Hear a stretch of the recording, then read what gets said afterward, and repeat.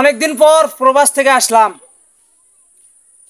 প্রায় 15-16 বছর প্রবাস খেটে আসলাম দেশে। আসলে দেশের যে পরিস্থিতি, থাকতে মন চায় না এই জায়গায়, মনে হয় আবার প্রবাসে চলে যায়। যাই বাড়ির দিক থেকে একটু ঘুরে আসি, বাড়িতে সবাই ওয়েট করতেছে, একটু ঘুরে আসি।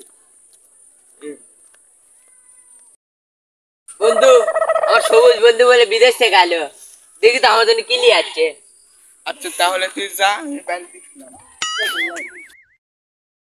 বন্ধু অনেকদিন পর প্রবাস থেকে আলে, কিরকম আছো? আছি আলহামদুলিল্লাহ, ভালোই আছি।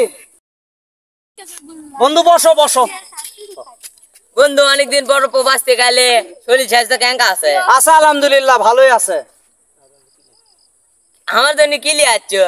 বন্ধু ঘটনা হচ্ছে কি, আনবার তো সবই মন চায়। প্রবাস জিনিসটা এত বড় কষ্টের জায়গা, যা তুমি শুনলে আসলে তুমি কিছু লিবার চাবা না, এমন একটা পরিস্থিতি ওই জায়গা। এই যে আমরা টাকা পয়সা বাইরে থেকে ইনকাম করি, মানুষ মনে করে আসলে অঢালা টাকা পয়সা আমরা বাইরে থেকে ইনকাম করি, আসলে কিন্তু সেটা না।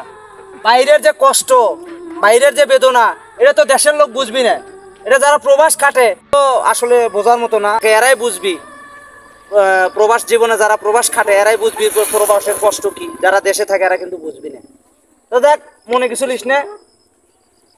তা বন্ধু, প্রবাসে যে এত কষ্ট সেটা আমি জানতাম না, যদি জানতাম তাহলে তোর থেকে আর আচ্ছা ঠিক আছে, সমস্যা নাই, ওটা হয়ে থাকে, ব্যাপার না।